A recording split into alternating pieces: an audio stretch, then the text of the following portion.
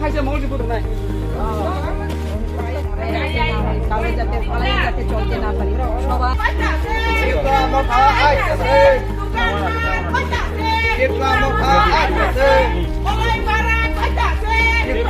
যার সংবিধানের অধিকার আছে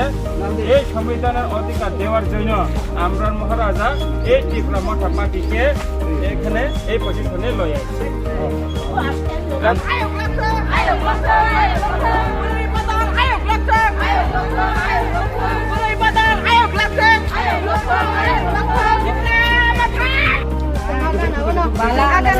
বালা আনারসের ফল পাই করছি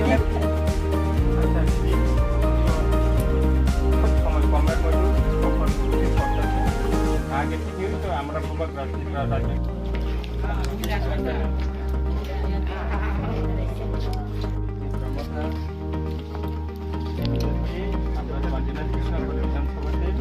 ও দিদি